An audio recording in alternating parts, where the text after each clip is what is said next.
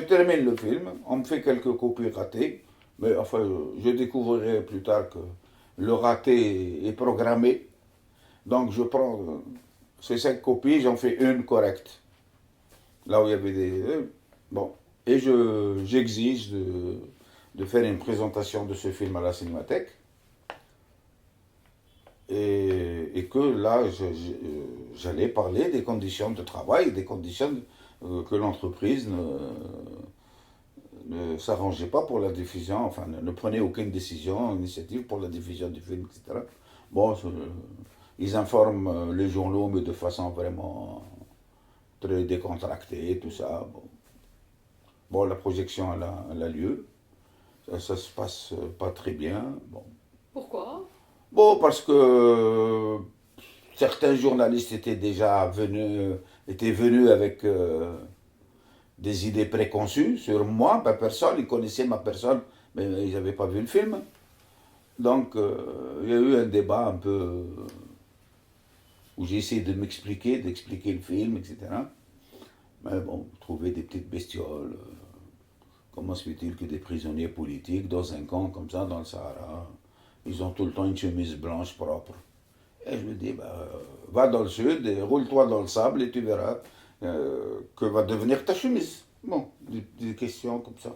Il y a eu 2 ou 3 articles dans la presse, notamment, je sais pas, une journaliste d'Horizon d'ailleurs à l'époque. Je sais pas si c'est toi ou quelqu'un d'autre. Non, ce n'est pas moi. Bon, alors, oui, qui avait trouvé le film intéressant, qui a parlé beaucoup plus de, de la, des costumes et du décor et de.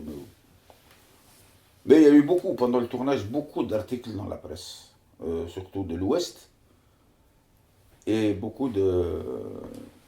d'articles dans la presse, notamment Chab. J'ai eu plusieurs pages dans Chab parler de ce film, etc. Dans Afaq aussi, donc. Voilà, bon, mais le film n'a pas. Alors moi j'ai pris la décision de laisser le film à la cinémathèque. Parce qu'entre-temps, pendant que je traînais en attendant la table de montage, je vais écrire un autre sujet. Euh, Ça sera une série de documentaires sur la Palestine.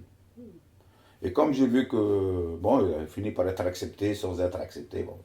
Surtout que j'avais dit que les Palestiniens me prenaient en charge et que c'était pas un problème, qu'il me fallait une caméra et puis de la pellicule. Et puis à l'époque, on a commencé à travailler avec du Betacam à l'ENPA, tout ça. Même la caméra, après, ils ont dit, j'ai pas besoin. J'ai pris 2 cartons. Et c'est un travail de 2 ans encore, hein, Oui, sur oui, la la Palestine. Palestine, oui. Oui. Mais en janvier, donc, 92, oui, janvier 92, donc, voyant cette impasse avec la direction, etc., je laisse le film à la cinémathèque, qui va le diffuser dans toutes les salles de cinémathèque à travers le pays. D'ailleurs, je fais aussi une autre séance, je crois vers le mois d'octobre ou novembre-décembre. Je fais 2 projections, une à Tiaret et une à Saïda, pour remercier les gens de cette. Parce que Saïda m'a beaucoup aidé pour les décors. J'ai presque vidé tous les meubles pieds noirs de la mairie. Bon, voilà, j'ai fait ça. Ouais. Donc, bon, bien sûr, tout le monde a compris après que mon personnage principal, c'était l'Arbi Bouhali, qui venait d'ailleurs de mourir. Ouais. J'ai Et pas pu- donc tu peux dire un mot ou deux sur l'itinéraire, hein, L'itinéraire de. de l'Arbe Boali. Bon, l'Arbi Bouhali, c'est un type de la région de Biskra qui vient à Alger les années 30 et qui va travailler, je crois, au port ou dans une entreprise, oui. Il a l'idée qu'il faut que les travailleurs s'organisent. Donc à l'époque, il y avait les lois sur les associations avec un groupe de travailleurs. Ils vont créer une association pour défendre Zawali. Hein. Et au moment où il va pour déposer les statuts, il rencontre quelqu'un qui lui dit où tu vas. Il va à la préfecture déposer pourquoi un statut, pourquoi faire. Il lui explique pour créer une organisation pour défendre les ouvriers. Il lui dit tu n'as pas besoin de la créer, elle existe déjà. Donc viens chez nous. Et c'est comme ça il adhère au PCA. Et donc une quinzaine d'années d'après, il se trouve parmi les membres du bureau politique du PCA et qui continuera. Et ça sera le représentant d'ailleurs du PCA à l'étranger pendant la guerre de libération nationale. Ouais. Voilà. Ouais. Et bon, il rentre en Algérie à l'indépendance. Il fait quelques meetings déjà Ouais. pour appeler les gens à voter oui pour l'indépendance. Et puis, bon, fatigué, malade, etc. Bon, il va tenir jusqu'au milieu des années 80, comme ça. Ouais. Jusqu'à Oh, la fin des années ouais. 80. Mais en tout cas, pour en revenir au film Sous la cendre, effectivement, Ah oui, le s'ensuit- film, alors, le film, Ouais. c'est quoi? Le film, c'est pour la première fois. Pourquoi l'histoire m'a intéressé? Ouais. C'est que pour la première fois, euh, des membres de différentes organisations politiques et syndicales, avec le début de la Deuxième Guerre mondiale, où le gouvernement français de l'époque était aussi un gouvernement de droite, il n'y a pas eu que, comment il s'appelle, le Pétain, qui va venir tout de suite après, va interdire toutes les organisations politiques, syndicales, etc., de peur qu'elles ne se ne mènent une coalition. Donc ils se retrouvent tous ces gens-là. Mais c'est la première expérience en Algérie où des hommes D'horizons d'idéologie, divers. d'horizons et d'idéologies différentes. Il y avait les communistes, les nationalistes, les ulama, les antifascistes, même il y avait, tiens, maintenant je m'en rappelle, mais bon, comme j'avais passé documentation sur eux, il y avait des anciens de la guerre d'Espagne, etc., qui étaient dans un camp en France et qu'on a ramené dans ce camp-là encore pour l'occasion de 39. Et puis ce camp a été confié à un certain Dérico. Ce Dérico, c'est un légionnaire qui quitte l'armée française, qui va sympathiser avec Hitler et qui, en 39, va rempiler, comme ils disent, dans l'armée, et on le nomme directeur, donc responsable de ce camp. Et qui va essayer enfin vraiment d'épuiser, de torturer les gens par la faim, par le froid, y compris même des bastonnades, etc. Et puis bon, donc s'impose à eux la nécessité de mener une action commune, mais ils sont encore sous les divergences qu'il y avait entre eux à l'extérieur. Derico rend les choses encore de plus en plus dures, etc. Ouais. Il y en a plein de gens qui vont mourir de faim, ou parce qu'au cours d'une bastonnade, ils se sont blessés et que, bon, ils ont reçu une balle ou même une blessure et ça va pourrir et ça va se gangréner, ils vont mourir, etc. Donc ils comprennent la nécessité que face à ce despotisme, à ce fascisme, bien sûr couvert par tout le système colonial, il faut qu'ils s'unissent. Et effectivement, quand ils s'unissent, ils vont décider de faire une grève de la faim, bien qu'ils crevaient déjà de faim. Hein. Mais enfin, comme acte de rupture avec... et bon, il s'avère que ils ne le savaient pas, eux. La grève va coïncider avec le débarquement des Alliés à Alger.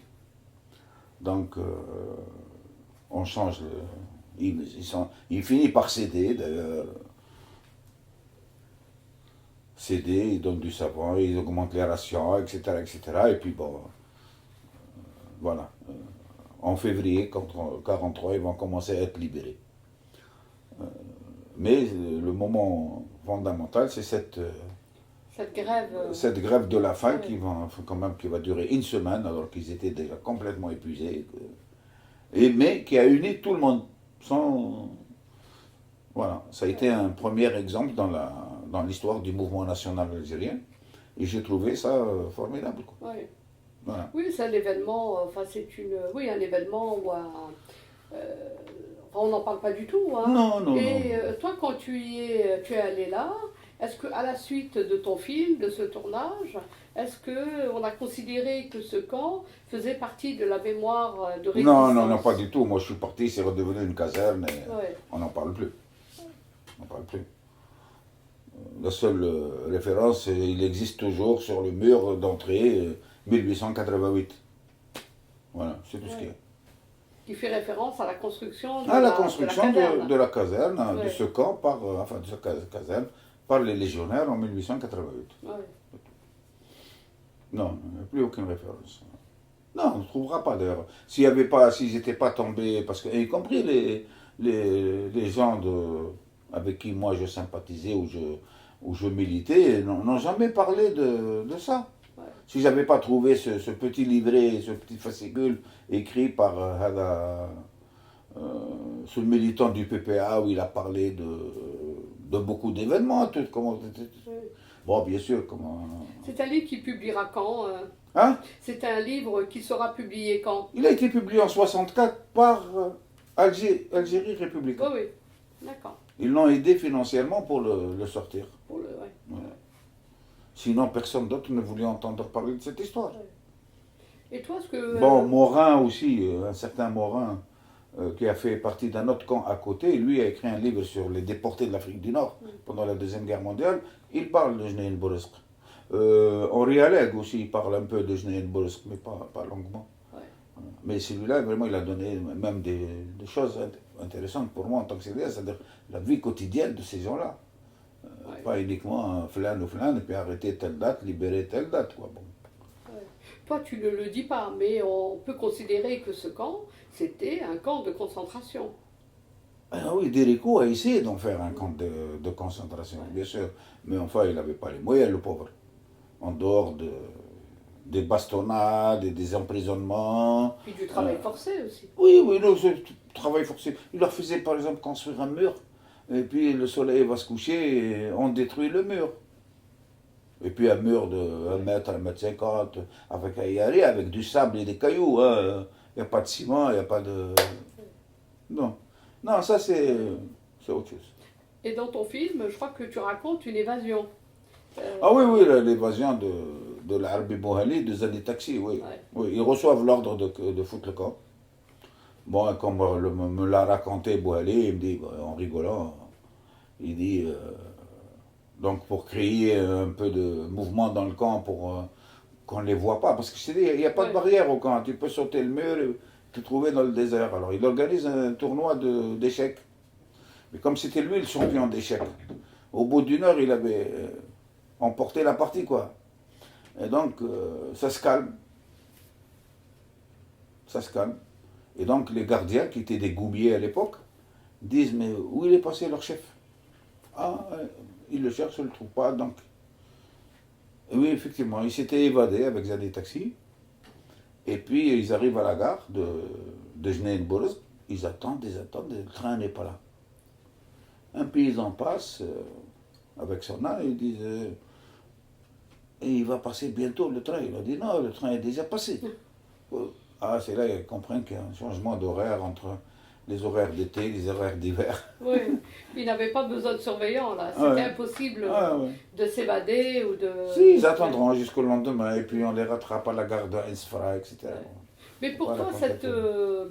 bon, enfin, ce prétexte de faire un film, c'est aussi pour dire que, évidemment, pour en revenir au 1er novembre, toutes ces actions annoncent, Absolument. hein, Absolument. annoncent le... Ouais, absolument. Oui, oui, puis que l'histoire, c'est pas le ciel qui s'ouvre et puis d'un seul coup on a. Non, c'est une accumulation de luttes de, de, de, de génération en génération parfois. Hein. Les Algériens ont bien compris qu'il n'y avait pas d'autre moyen après le 8 mai 45. Et alors on a mis 10 ans pour organiser les choses, pour pouvoir déclencher une guerre de libération nationale. Mais tout ça, ça se répète dans l'histoire plusieurs fois. Bon. Avec toutes les lacunes du mouvement national, les préjugés des uns vers les autres. Ouais. Voilà. Donc je laisse le film à la Cinémathèque. Et comme j'avais déjà engagé des négociations avec l'administration pour faire un documentaire sur la question palestinienne, donc bon, de ce temps que je perds à négocier pour la sortie du film, Ouais. etc. Je décide aussi de dire je change de climat, je change d'ambiance, Ouais. je demande à partir au Moyen-Orient pour faire ma série sur la question palestinienne. Ouais. On en parlera Ouais. peut-être une prochaine fois. Ouais. Voilà. Donc, je décide de partir pour tourner ma série documentaire sur la question palestinienne. Bon, je prends 2 cartons de cassettes de Betacam. On commençait à avoir des caméras Betacam à ce moment-là. Mais je n'ai pas pris de caméra. J'ai dit que mes amis palestiniens allaient me fournir tout ce qu'il faut sur place et que bon. Et déjà comme ça, au moment de partir, bon, je me rappelle, je suis parti avec Rizqi Mitref comme directeur photo. Et voilà, je pars pour 2 mois de tournage. Et on nous donne 3 jours de frais de mission en devise. Pour séjourner, le projet était au départ la Syrie, le Liban, la Jordanie. Bon, j'ai dit ça fait rien, puisque je vous ai dit que mes amis palestiniens me prenaient en charge, donc qu'importe. Et voilà, on est parti pour Damas. C'est une première étape.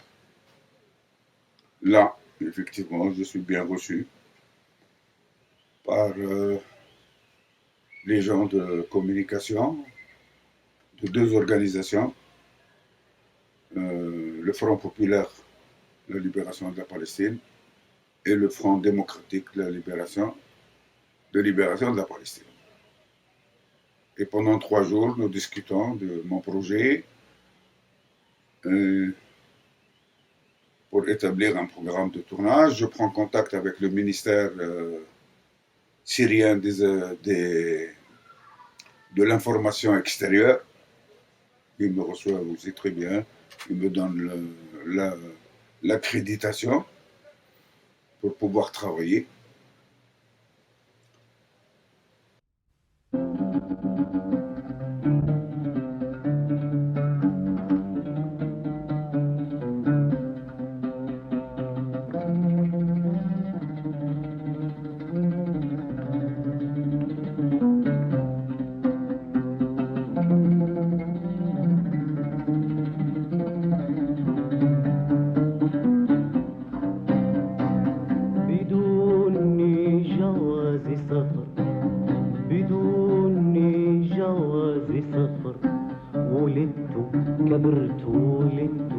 كبرت رأيت بلادي تصير سجونا رأيت بلادي تصير سجونا بدون جواز سفر بدون جواز سفر فربيت في كل بيت بلادا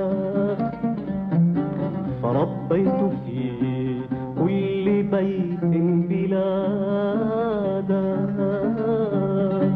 وشمسا وقمحا وشمسا وقمحا وربيت فيها شجر بدون جواز سفر بدون جواز السفر بدون جواز السفر بدون جواز السفر تعلمت أن الذي سرقت أرضه تعلمت أن الذي سرقت أرضه لا يحب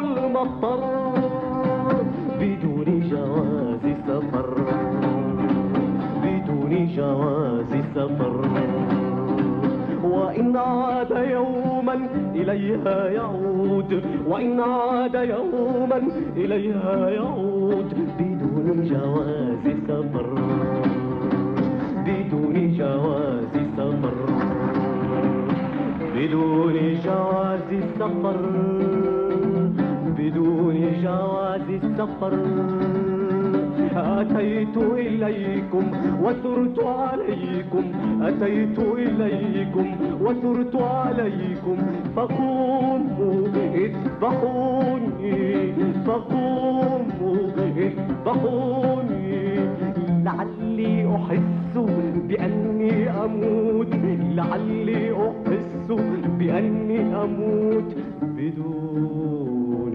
جواز سفر بدون جواز سفر بدون جواز سفر.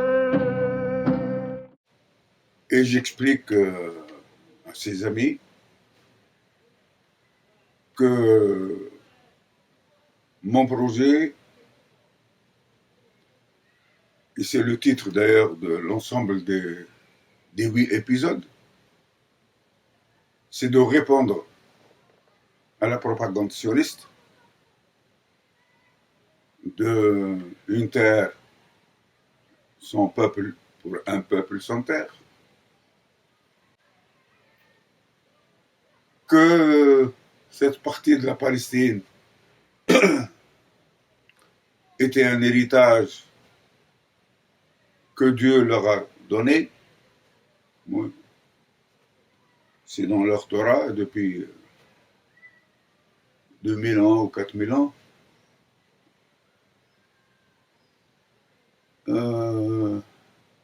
La puissance d'Israël, comme quoi que elle a fait fructifier la terre qui était dans leur propagande déserte, que les Palestiniens, quand ils disent pas les Arabes, n'ont pas à revendiquer un État puisqu'ils n'ont jamais été un État, etc., etc. Jusqu'à poser vers la fin le problème de cette colonisation, de cet État sioniste, qui est en même temps une colonisation de peuplement.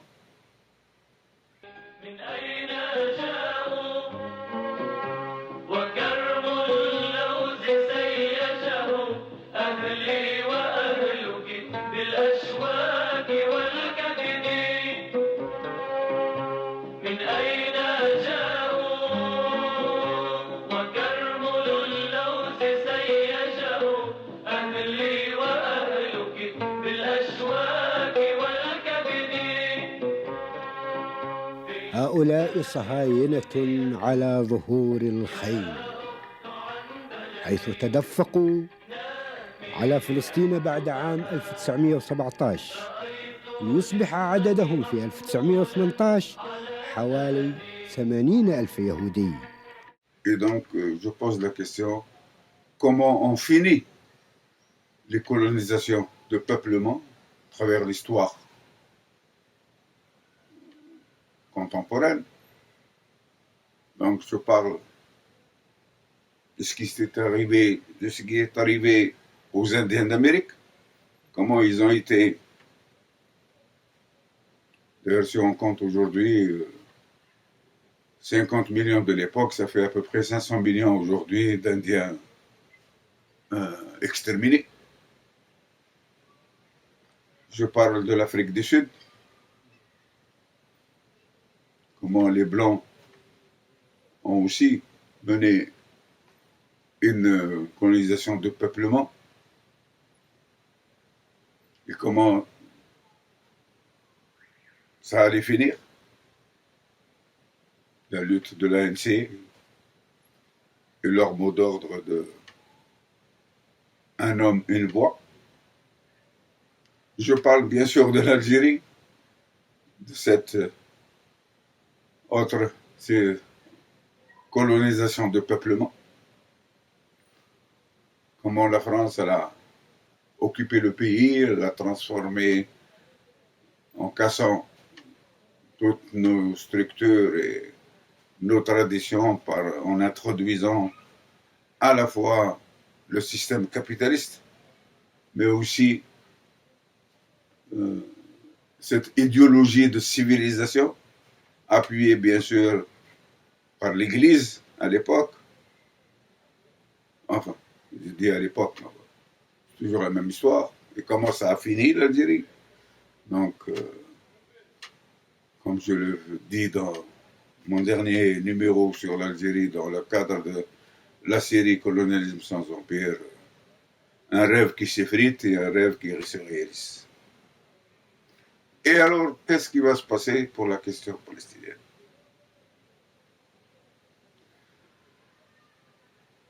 Donc, je retrace toute cette histoire, donc du sionisme, de la mise en place de l'État sioniste, des implications internationales par les Anglais au début, relayées après la Deuxième Guerre mondiale par les Américains. Et comme disait Herzl, ce idéologue du sionisme, nous sommes là car nous sommes la tête de pont de l'impérialisme occidental dans cette région. Et je demande donc à mes amis palestiniens de me présenter des militants, des combattants qui ont vécu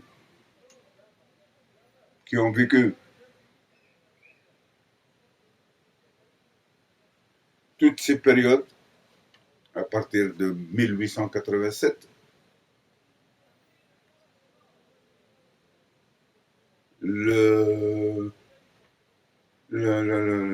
comment on appelle ça, l'intidab l'ingrési, le mot m'échappe, la présence anglaise en Palestine, la guerre entre les Palestiniens et les premières colonies israéliennes, sionistes, notamment la guerre de 1927,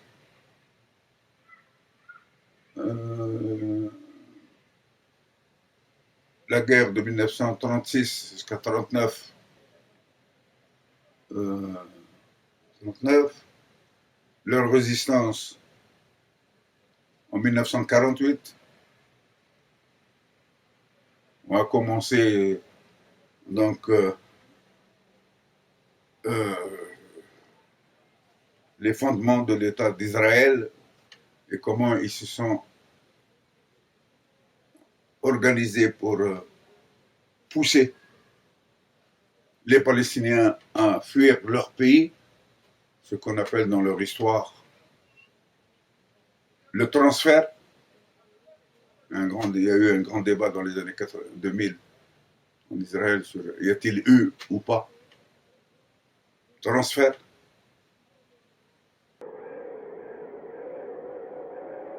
كانت تحت العدم، مش عدم ولا فوق العدم ولا وسط، كانت تحت العدم. كان الناس تستنى لا يعطونا الطحينات لنعجن نتفة الطحين ويفرقوا لنا حليب، يذوبوا لنا حليب ونعملوا لبن ونغمس خبز ولبن. اللي ما معه مصاري، اما اللي كان معه مصاري كان يروح ويشتري. اللي كان هذا الشعب وثلاث ارباع الناس خافت على مصاريها تطلع من قلب البيوت، ضلت مخبايه بقلب البيوت. إيه كانت مخيمات تحت العدم عايشين. ولما نوزعوا هون مخيمات الشام واعطوهم العالم قعدونا بغابه. يا ريت صحراء، الصحراء فيها تراب ورمل، اما هي غابه كلها شجر وكلها ضبوعه، والله الوويات يحلفوا يمين يناموا على الجزات من فوق. Donc la création du Fatah, la création de l'OLP, la guerre de 56, la guerre de 67. الأغوار وخاصة في منطقة الكرامة القريبة جدا يعني من نهر الأردن. فالعدو حشد إمكانياته العسكرية والعتاد ودباباته في شرق النهر.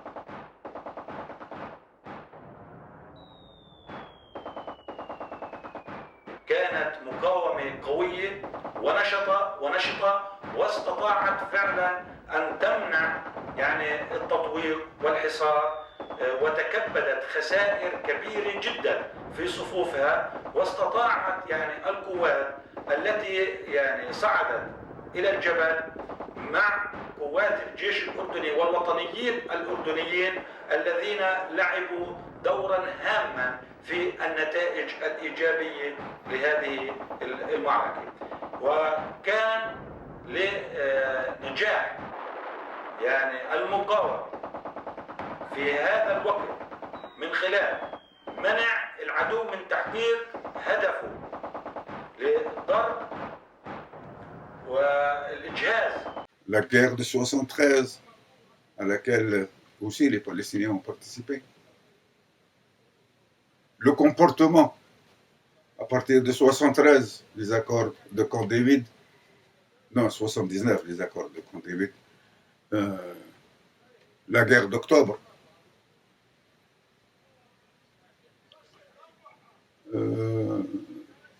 et donc, et après les négociations,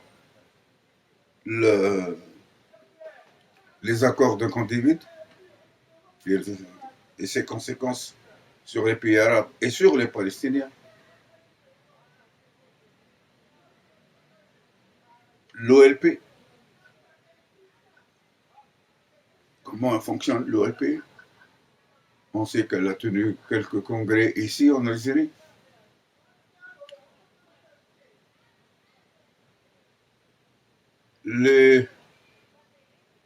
La première intifada en 87,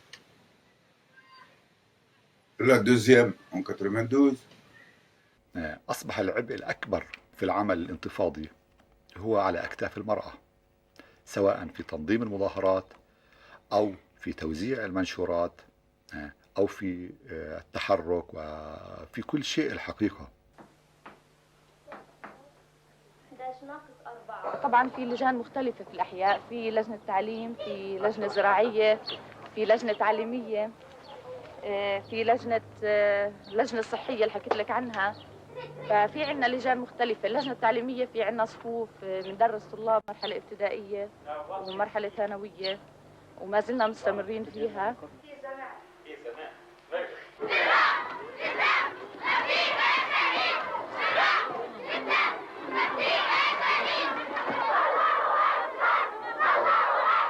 معظم التحركات اللي بتصير على الشارع هي من ترتيب النساء بشكل عام، خلينا أقول، لأنه إذا أنت ملاحظة معظم الرجال في السجون، يعني السجون صار فيها ألوفات من الشباب.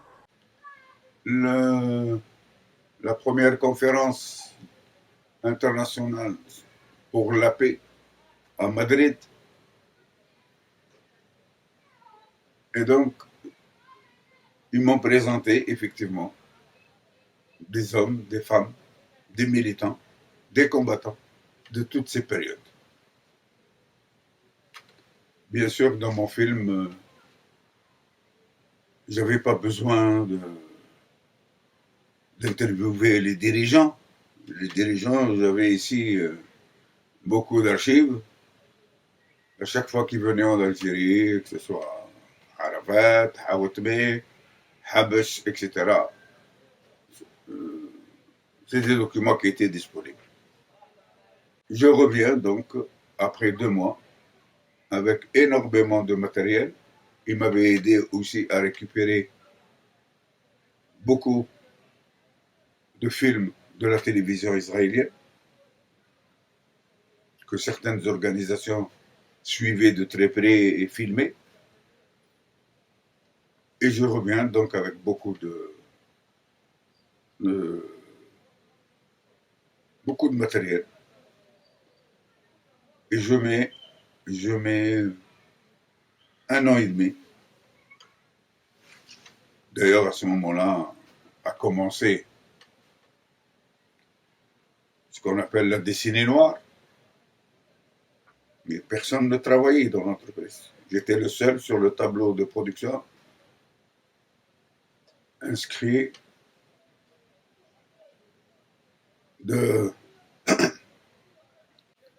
mois de mai 92. J'attends. Bon, après, ça a été les vacances. Bon, en septembre, j'ai une table. J'ai une station de montage numérique. Il fallait trouver la solution aussi pour qu'on appelle transférer tout ce matériel que m'ont donné les amis palestiniens, qui était essentiellement en VHS et en Humatic. Et sur le tableau donc, de production, c'est inscrit enquête sur le sionisme, Baba Issa, donc de septembre 92 à octobre 93.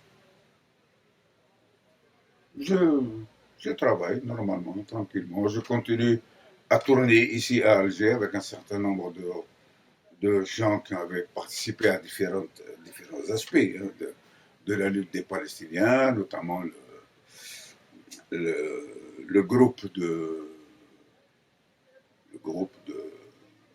combattants pour la cause palestinienne organisé autour de Mohamed Boudia, à partir de la France, mais qui agissait dans beaucoup d'autres pays. J'apprendrai qu'il avait repris le réseau, une partie du réseau de renseignement que nous avions en France pendant la guerre de libération nationale. Je rencontre aussi ici à Alger un professeur de philosophie, était docteur en philosophie, qui avait travaillé sur une œuvre monumentale avec plein d'autres Palestiniens qui s'appelle l'Encyclopédie palestinienne, où on trouve tout renseignement, énormément de renseignements sur la Palestine d'avant de 1917, le protectorat anglais, village par village, famille par famille, le nom de tous ces... Et donc, je continue le tournage, je rencontre des universitaires aussi algériens qui s'intéressent à cette question-là.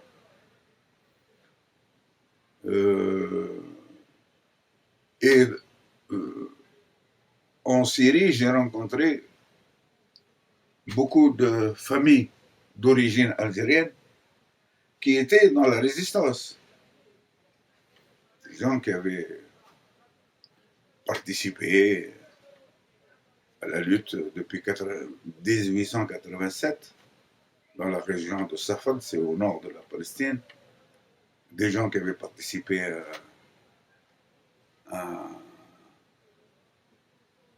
par exemple, à la résistance libanaise en 82 contre l'invasion israélienne, qui avaient perdu beaucoup de leurs enfants là-dedans. Et d'ailleurs, dans ma série, il y a 2 épisodes sur les Palestiniens algériens et les Algériens palestiniens. Et là, j'apprends des choses extraordinaires. Et ces Algériens étaient dans les organisations du Fatah, du FPLP, du FDLP, etc. Et quelqu'un qui était ici depuis une dizaine d'années, qui était un journaliste, qui m'a aussi beaucoup aidé, qui a écrit d'ailleurs le commentaire du film, Souheil Khaldi, qui lui aussi avait écrit un livre sur cette relation entre les Algériens et les Syriens et leur participation au mouvement d'indépendance et à des gouvernements, on va dire progressistes, qui avaient les mêmes options que nous, jusqu'à ce que le Assad ne prenne le pouvoir. Et donc la vie de ces gens, etc. Et au final, donc, je monte. J'avais le projet de faire une série de 9 épisodes. Je monte. 8 épisodes de cette série sur la Palestine, que j'ai appelé en finale non plus enquête sur le sionisme, mais حالة عشق لن تتجدد, une passion qui ne se renouvellera pas. Donc, terminé le film, entre-temps, il y a eu des changements dans la direction de l'UNPA. Le monsieur qu'on nous avait installé en début 93 a fait quelques tentatives pour me bloquer le travail de montage. Bon, il n'a pas réussi. L'ancien directeur, après lui, en 94, revient. Moi, j'ai été amené à quitter le pays en décembre 93. J'ai subi 3 tentatives d'assassinat par ce terrorisme islamiste.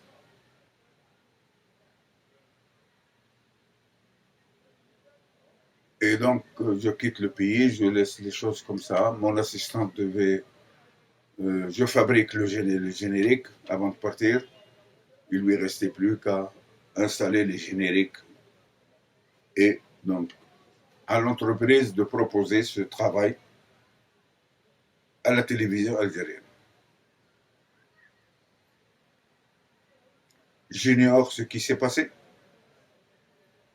Quand je reviens en décembre 1997,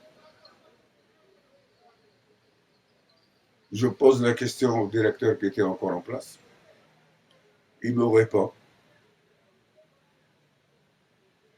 que la série a été proposée à la télévision et qu'ils auraient dit on ne peut pas la diffuser tant qu'on n'a pas l'accord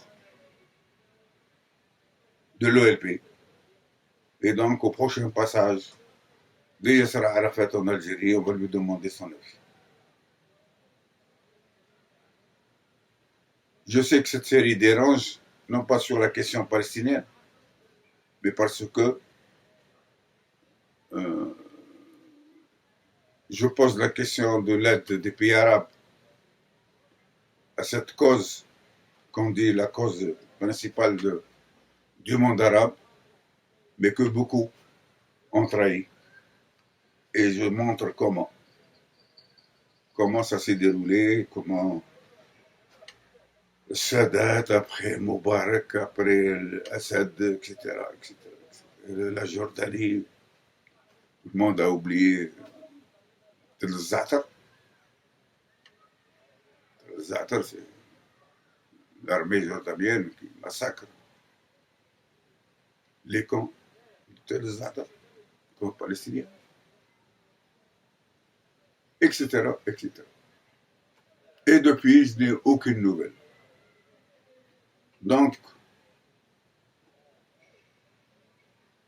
en 98, je m'arrange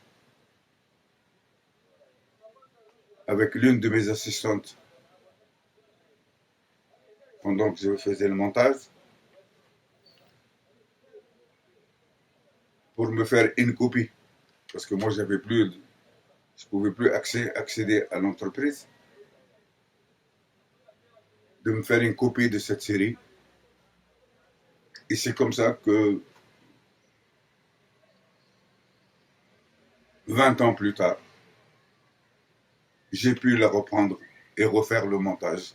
Parce que je ne sais pas ce qui s'est passé au niveau technique. J'avais l'image, j'avais les sons directs, mais je n'avais plus le commentaire, je n'avais plus la musique. Donc il a fallu que je reconstitue tout ça. لعلي أحس بأني أموت لعلي أحس بأني أموت بدون جواز سفر بدون جواز سفر بدون جواز سفر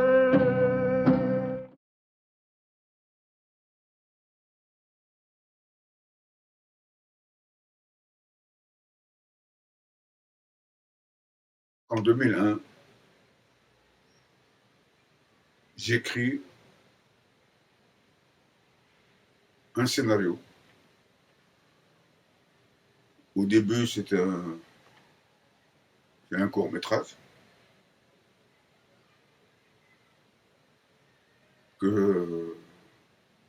qui s'appelait à l'époque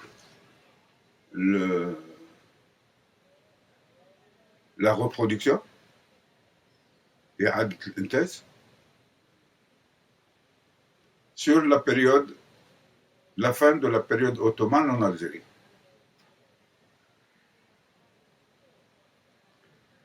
Parce que, entre-temps, une fois de plus, les bouquins,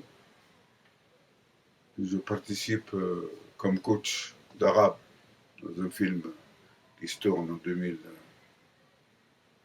2002, oui, en 2002, en Tunisie, qui s'appelle Vivre au paradis de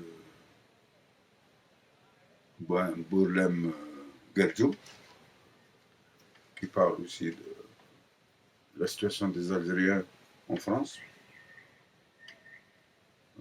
leur vie dans les bidonvilles de Nanterre et leur participation au 17 octobre 61.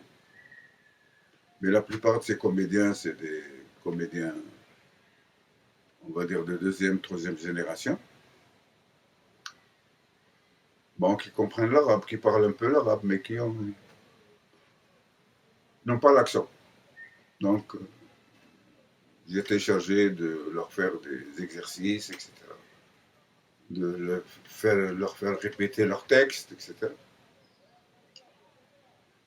Et en me prenant dans Tunis, je tombe chez des bouquinistes, une fois de plus, libraires, bouquinistes, où je trouve beaucoup d'écrits sur la présence ottomane en Afrique du Nord, notamment la régence d'Alger, etc. Et en lisant ça, je me rappelle qu'en visitant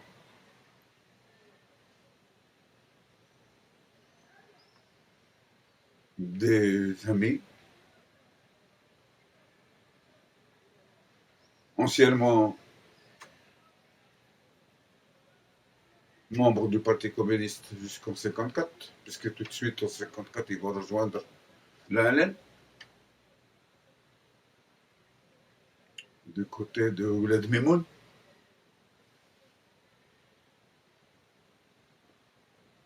Et donc on faisait beaucoup de promenades. Et un jour, ils m'emmènent dans une grotte, une immense grotte. Et je vois que là-dedans, il y a des pièces qui sont construites avec des portes, les unes à côté de l'autre. Et j'ai dit, qu'est-ce que c'est ça?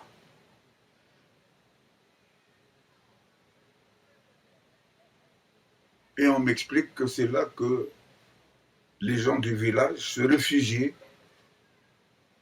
quand ils apprenaient que les janissaires, la soldatesque turque, arrivaient pour ramasser l'impôt.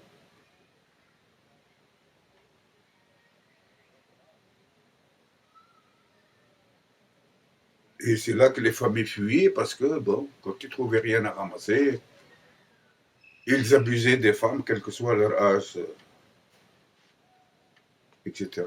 Donc, pour protéger leur famille, les familles fuyaient. Et que ceux qui leur tenaient tête, ils les torturaient avec des méthodes assez barbares. Et quand il n'y avait rien à prendre, ils prenaient des adolescents. Ils prenaient des adolescents pour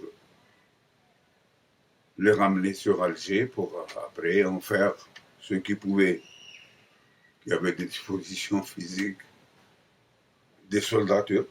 Et donc on les envoyait ailleurs, ou des serviteurs, ou. Là, il faut remarquer que les janissaires qui servaient dans les pays musulmans, et depuis l'occupation de l'Algérie par les Turcs, étaient des chrétiens, de la Crète, etc. Et que ceux qui servaient dans les pays chrétiens venaient des pays musulmans. Pourquoi? Comme ça, ils ne peuvent pas sympathiser avec la population. Donc j'écris ce court-métrage, ce scénario d'un court-métrage que j'appelle la reproduction pour expliquer comment le despotisme se reproduit de génération en génération.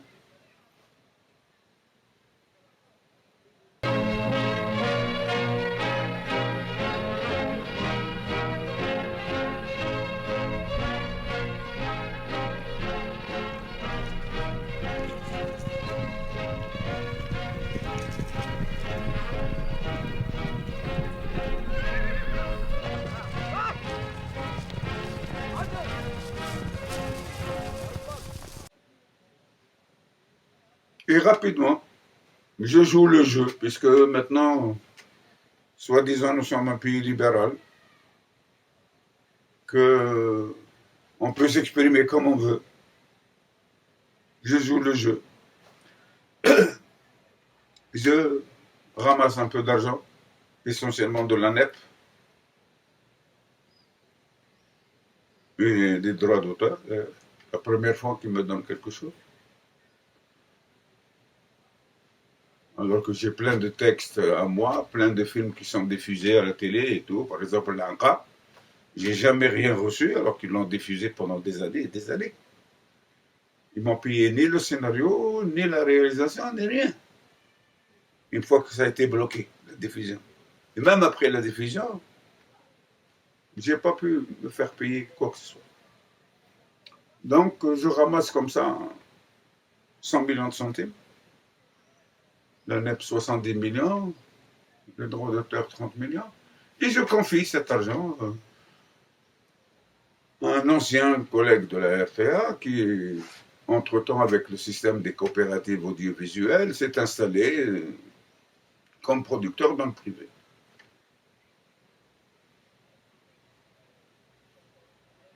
Donc rapidement, on organise la production.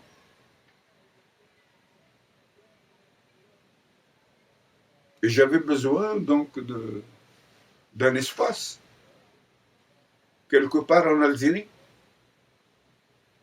où il n'y a pas de poteau électrique. Ni fil, ni poteau, ni... Et je me rappelle, donc, vu mon expérience, quand je parle des tournées théâtrales du GATT, que peut-être je trouverai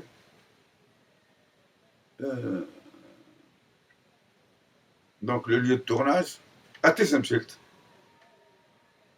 Et là, on m'apprend que un ami à moi, qui a été aussi responsable d'une troupe de théâtre à Saïda,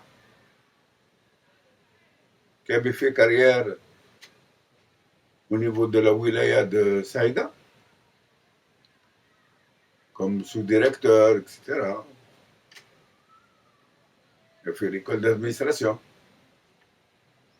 un centre de formation administrative, était Wali à Tessemchelt. Donc je vais le voir, il me reçoit très bien, je lui explique pourquoi je suis là, il met tout à ma disposition. C'est-à-dire 100 millions ne peuvent pas faire un film. Mais là, il me prend en charge tout ce qui est hébergement, restauration, transport, ce qui est représenté déjà. Ça a commencé à représenter beaucoup. Hein, en 2002, 60% de la production d'un film.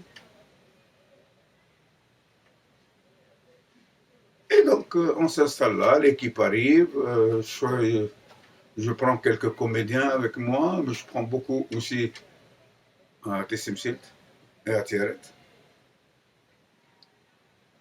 On fabrique un décor très sommaire, quelques gourbis.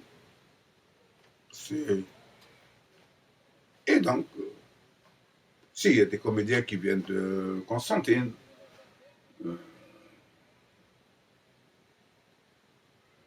Oui, d'Alger, Belhaïssa, Ramadan et Bouzahzah de Constantine. J'obtiens des costumes, on a quelques costumes qui restent au niveau du magasin de l'UMPA, on veut bien me les prêter. Le théâtre, un ami aussi qui s'occupait de théâtre à Mostaganem depuis une trentaine d'années, avait un théâtre et une troupe, etc. Et donc, ils avaient fait une pièce sur la conquête française et donc la situation du pays avant. Donc, ils m'ont prêté aussi quelques costumes de l'époque. Voilà. Très bien. Donc, j'ai à peu près tout. Je trouve une dame sur place aussi qui me prête tous les accessoires dont j'ai besoin. Une poétesse formidable. Et donc, voilà. Je tourne pendant 2 semaines à Tessimchilt ce premier épisode. اطلقني اطلقني اطلقني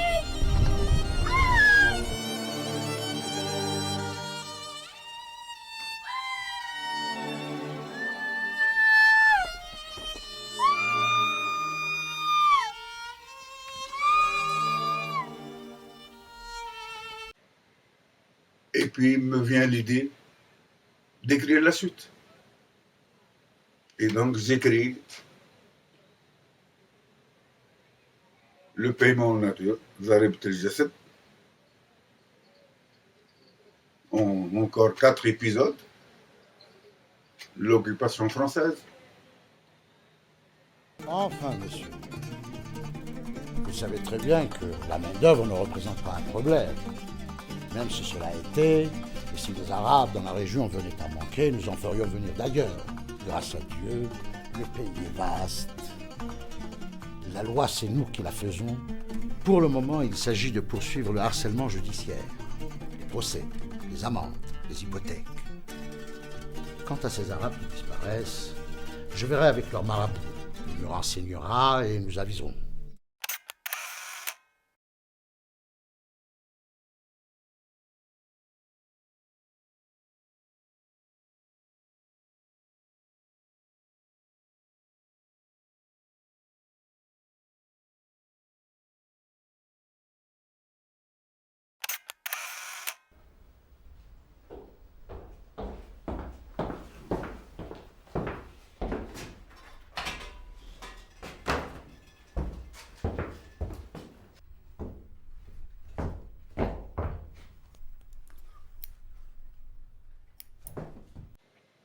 Oui, mais pas du point de vue de la laine, mais de ce qui fut appelé à l'époque l'armée de libération du MNA, qui va devenir l'armée de Bellounis, et donc une armée auxiliaire de l'armée française, et à qui qui vont être chargés de veiller sur un certain nombre de villages, de la wilaya de Chlef jusqu'à Djelfa. Et bien sûr, beaucoup de gens vont se tromper, croyant rejoindre la LN, en fait, ils rejoignent avec aussi là un officier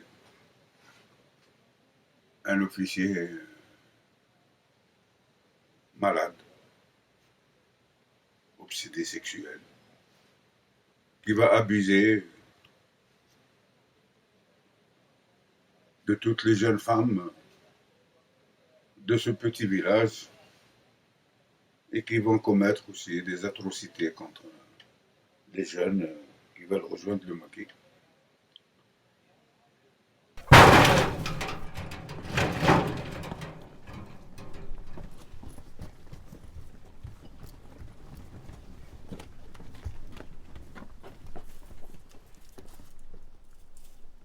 سعد بن عمرو ورا سعد بن عمرو علي وين امشي سعد اضرب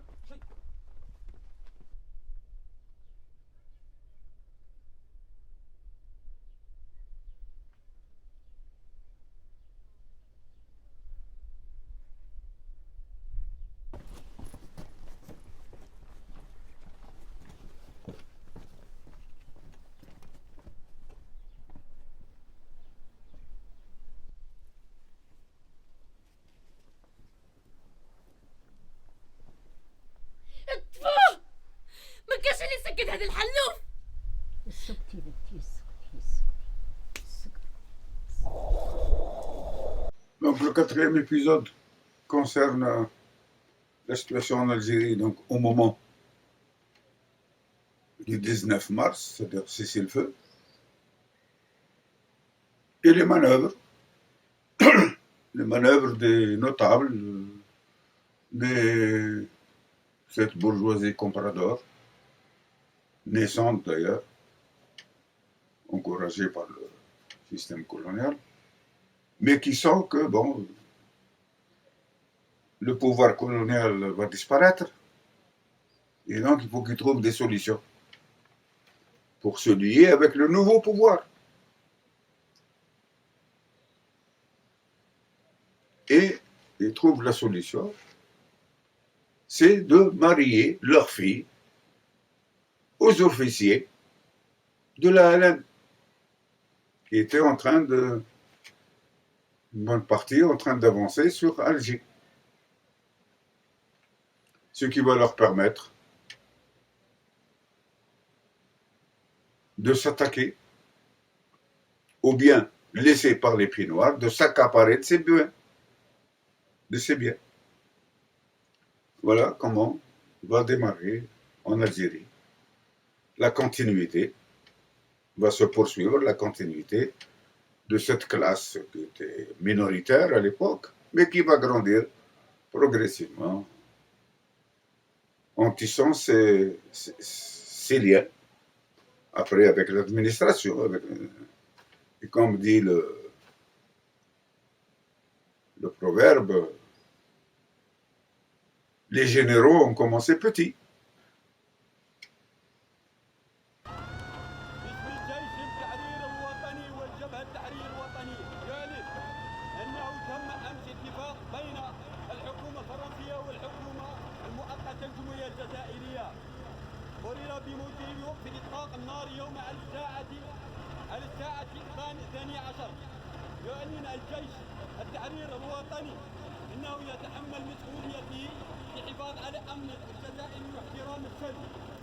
كما يتحمل الجيش الفرنسي نفس المهام نحو المقيمين الفرنسيين، كما يبشر الشعب انه سينظم استقرار يوم البلاد وقرر شعبه الجزائر مصيره.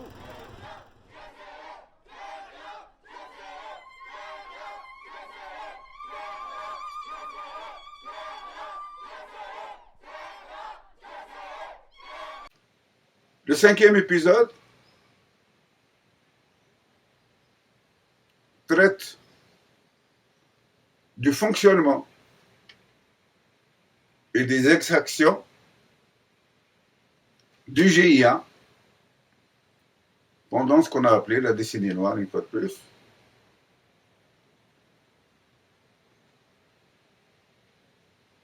Et comment ils sont organisés, comment ils font leurs opérations, comment ils recrutent, comment ils vivent entre eux, etc. وصلتني فتوى من أميرنا المرشد العام يقول فيها: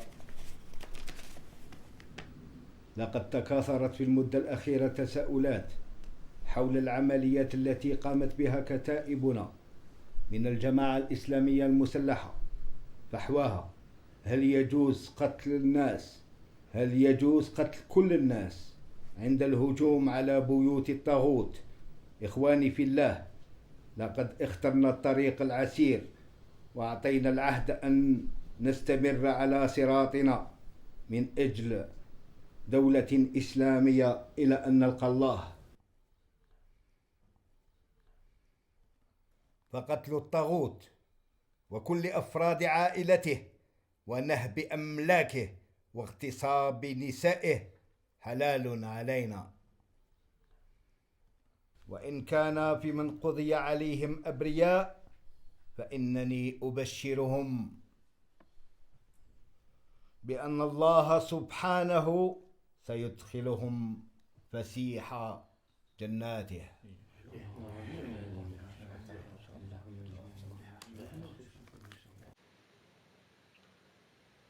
L'élément important dans ces 5 histoires, c'est que toutes ces histoires tournent autour d'une femme. Donc il y a 5 femmes dans les 5 épisodes, dans chaque épisode, pour voir comment, dans des situations de domination, d'oppression, de quelque sorte que ce soit, la société réagit, certains éléments combattent la situation, enfin l'état de fait, et généralement, d'après mon analyse, en dernier instant, ce sont les femmes qui payent les frais de ces situations, et parfois elles se révoltent. Elles se révoltent. Parfois elles gagnent, parfois elles payent de leur vie cette révolte, etc., cette résistance. C'est pour ça qu'au début de mon scénario, j'ai mis en exergue un proverbe africain, puisqu'à l'époque on parlait que la société algérienne avait perdu ses repères, ce qui est vrai. Ce proverbe africain disait: quand tu ne sais plus où aller, regarde d'où tu viens. مطرح ما رح منرف دنيا رح تموج وبحور رح بتغور وبكره بتسمعي يا معاول الدنيا الفقيرة يا نسور عم ترمح بهالجو وتقفش النور.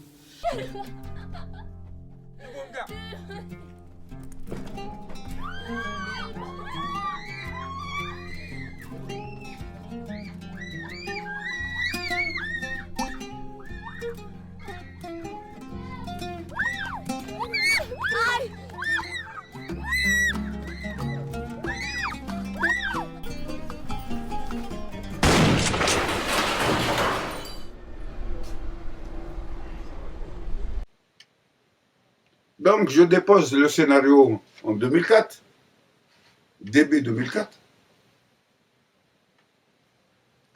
La commission de lecture du FDATIC, ce fonds d'aide au cinéma, venait de s'installer une nouvelle composition. Et au mois d'avril, je reçois un courrier me disant que mon texte a été refusé à l'unanimité. C'est pas possible. Cette commission a été composée de 6 personnes et de 4 femmes qui me connaissent, qui savent comment je pense les choses, et ma position vis-à-vis du problème de la femme, etc.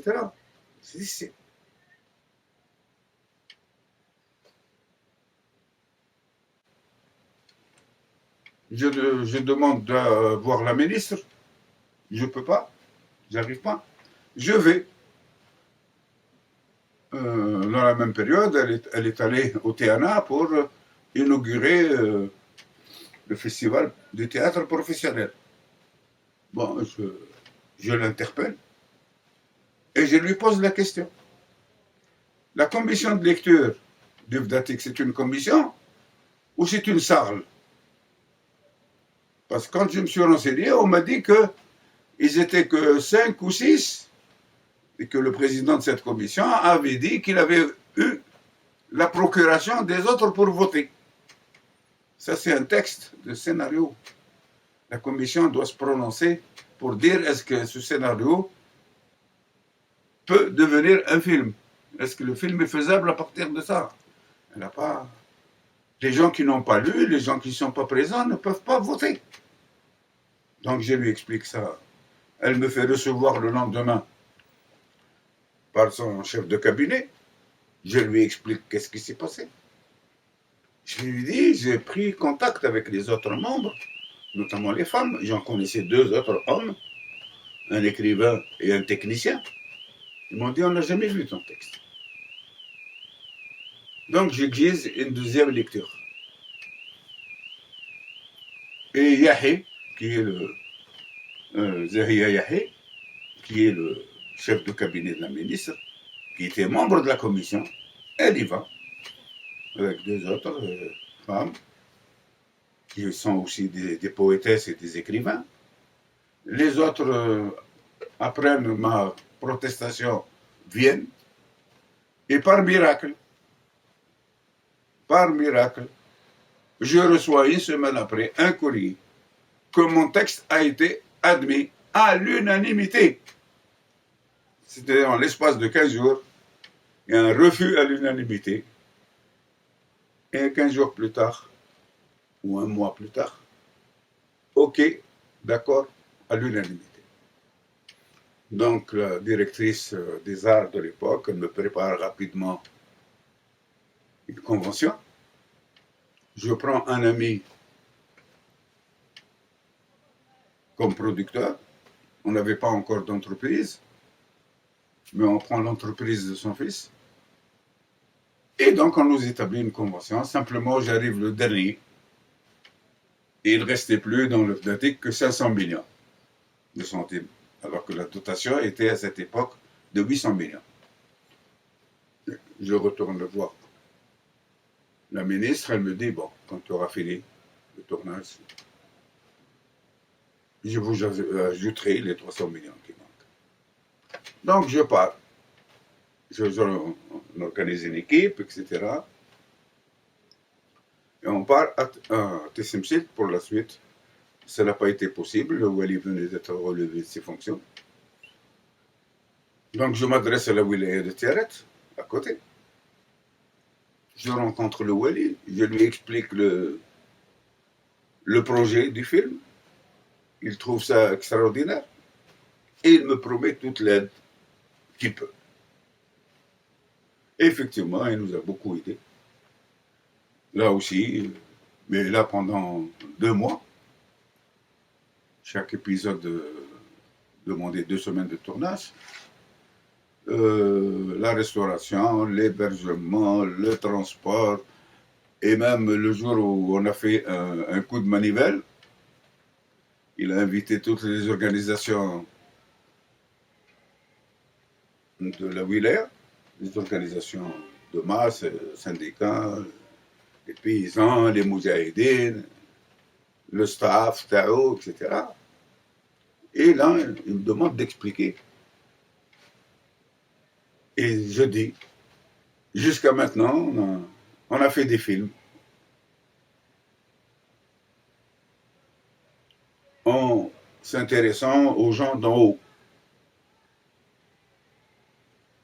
Moi, j'ai la prétention de proposer un film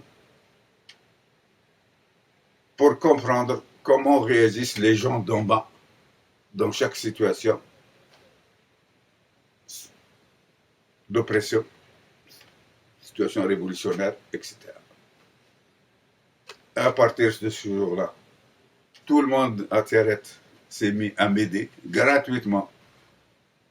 Les maisons, les champs, les chevaux, les cafés, les bars, tout, sans problème.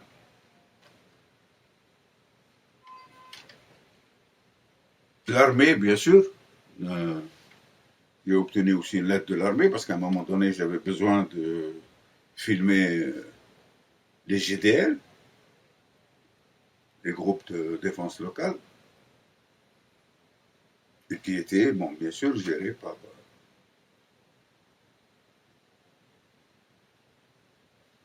chacun dans sa région, par comment on appelle ça, le secteur militaire du coin.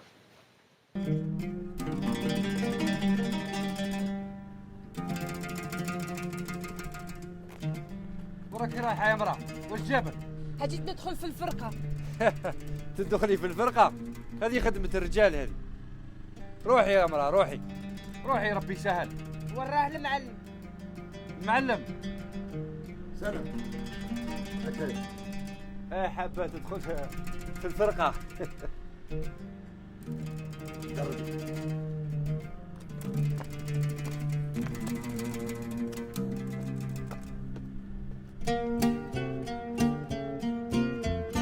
Donc, je monte le film. On loue une station de montage chez un producteur privé. Mais au cours de ce montage, ça a duré 3 mois, des divergences avec mon producteur font que là aussi on a coupé les ponts. Donc je finis le pré-montage de Paiement Nature et je reprends mes démarches au niveau du ministère pour avoir un petit complément pour assurer le montage définitif et la post-synchronisation.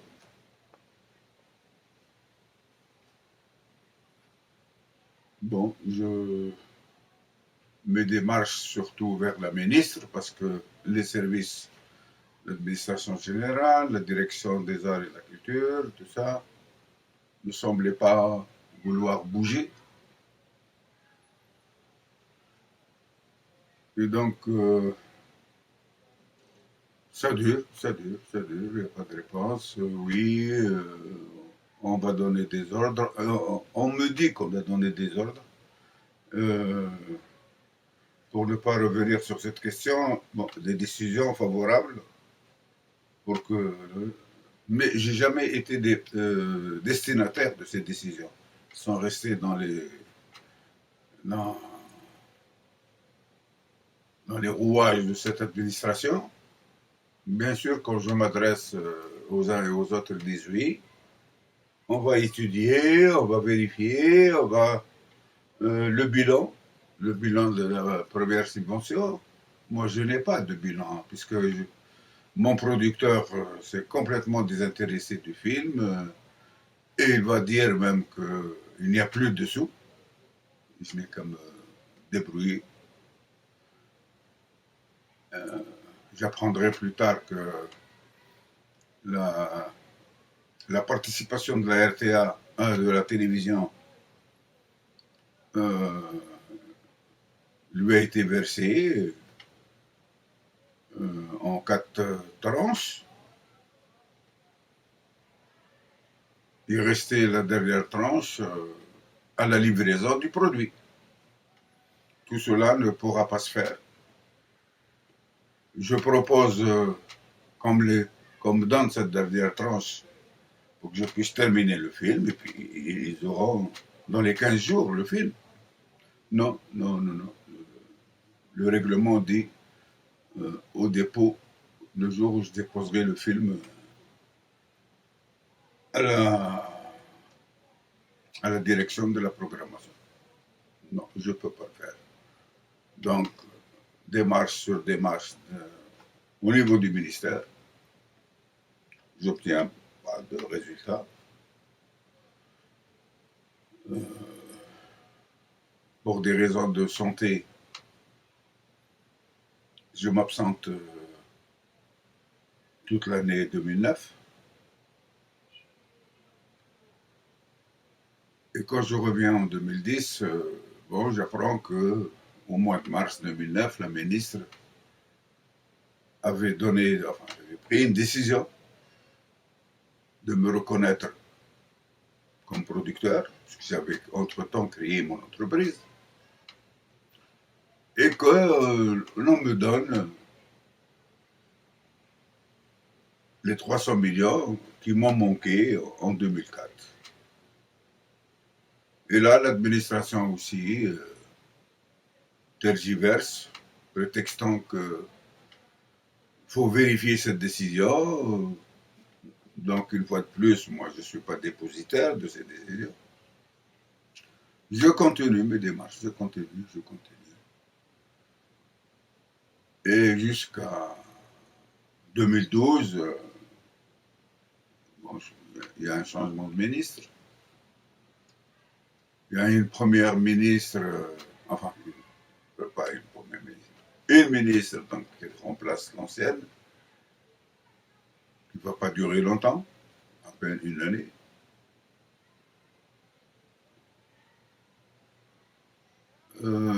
Une autre, je crois, est nommée, J'ai aucun contact, aucun moyen de l'approcher.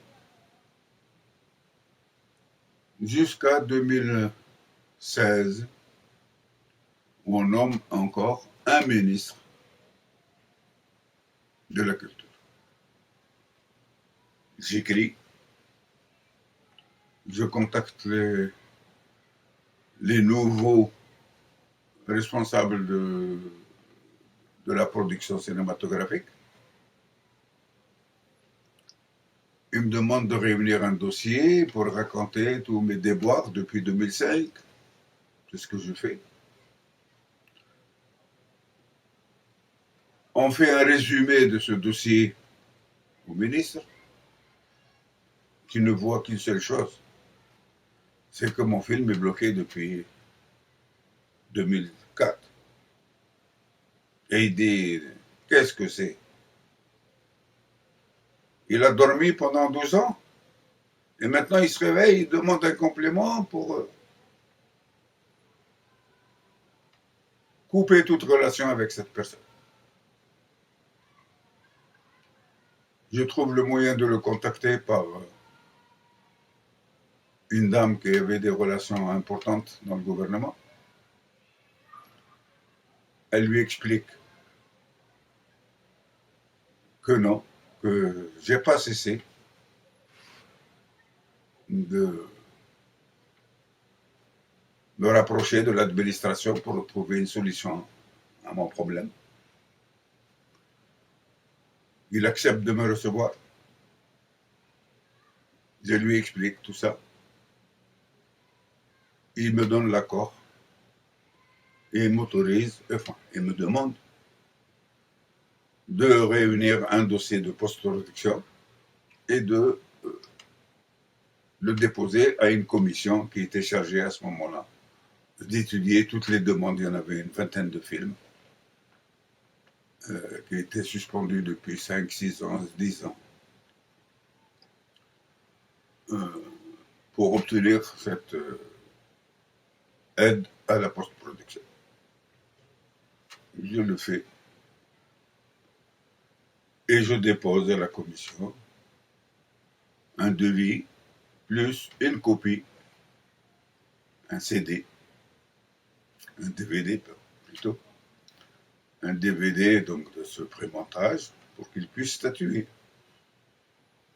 J'attends 2-3 mois, après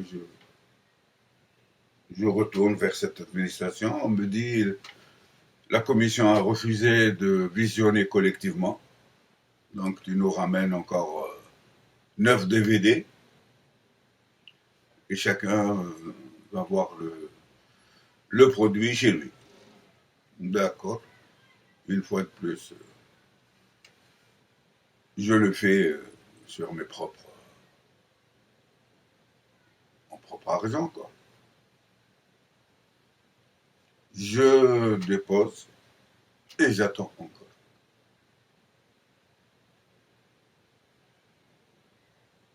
Ça, c'est de juin 2017. Je n'ai une réponse qu'en novembre 2017 par le nouveau directeur des arts et de la promotion de la production audiovisuelle, etc., qui me dit qu'ils sont dans le regret car mon texte n'a pas reçu l'agrément de la commission de lecture et que ma convention que j'ai obtenue après toutes ces démarches n'est plus, que le ministre a demandé son abrogation. Donc, révolté, je retourne les voir, je dis, qu'est-ce que... J'ai pas donné un texte, le texte a été agréé par la commission en 2004. Je vous ai apporté 10 enregistrements de mon pré-montage et le devis que vous m'avez demandé. Vous parlez d'une convention telle qu'elle n'existe plus. Je sais qu'une convention, au bout d'une année, si elle n'est pas exécutée, elle est caduque. Qu'est-ce que c'est que ça? Et là, je comprends que, en fait, il y a derrière tout ça cette façon de diriger, de fonctionner du ministère, et que j'ai là beaucoup de gens que je peux considérer aujourd'hui comme des adversaires, que je considère comme des conservateurs, camouflés derrière ce qu'on appelle communément la bureaucratie. En fait, ce n'est pas une bureaucratie, c'est un système politique qui fonctionne et qui est là pour empêcher toute expression libre, pour juguler les volontés, les potentialités, la création dans notre pays. Bien sûr, le système politique en place, c'est-à-dire un peu plus haut, sont au courant de ces tracasseries dans lesquelles nous dépassons, de ces tracasseries que subissent tous les créateurs, et particulièrement dans ce domaine, beaucoup de cinéastes, et qui freinent la production cinématographique dans notre pays.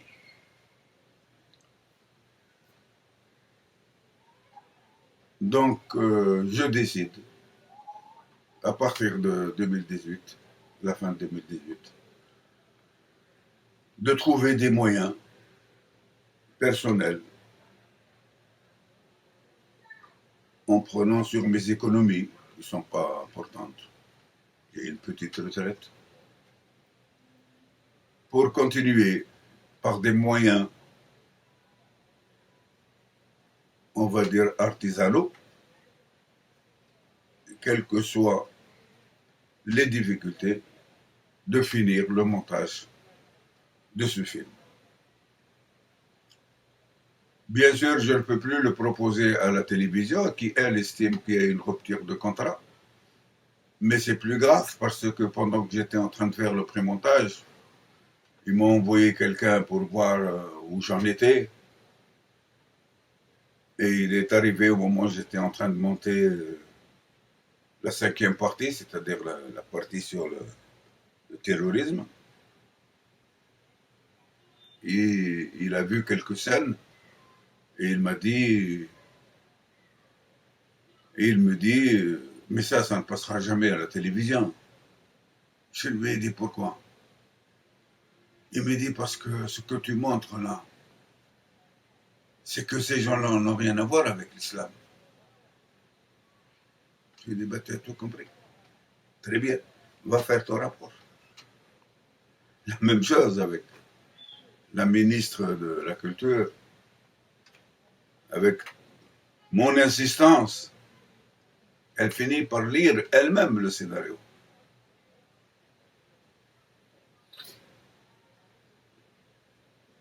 Et elle finit par me demander de supprimer cette 5e partie, en me disant, écoute, c'est terminé, le terrorisme, etc. Je lui ai dit, je m'excuse. Toi, tu as été mis en place ici par le président. Et le président, en 2005, a dit, dans un discours à Oran, une fois qu'on a passé cette période de Moussalaha, qu'on tourne la page du terrorisme, mais il reste et il appartient aux historiens et aux artistes d'aborder cette période. C'est ce que j'ai fait. Donc, il faut savoir où vous vous situez. Donc, toutes les censures que j'ai subies, aujourd'hui, je les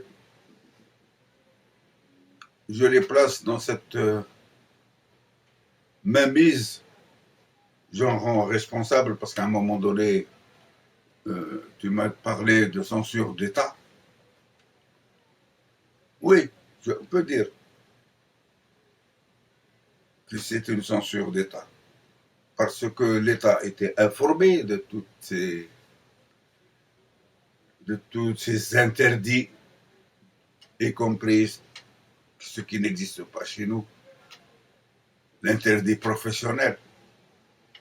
Mais les directeurs dans les entreprises l'ont exercé, cet interdit professionnel. Beaucoup de textes ont été refusés par les commissions de lecture. Et même quand on avait le droit de faire appel pour une deuxième lecture, les sous-directions, c'est-à-dire l'administration qui était chargée de transmettre à nouveau notre dossier en disant que le scénariste, le réalisateur demandait une deuxième lecture, ne le faisait pas. Et on n'avait aucun moyen de recours contre ce despotisme. Donc la censure chez nous existe bel et bien, mais elle est diffuse. Et maintenant, nous sommes à une autre forme de censure, c'est la censure financière. C'est-à-dire, les films coûtent de plus en plus cher et les dotations sont insuffisantes pour faire un film.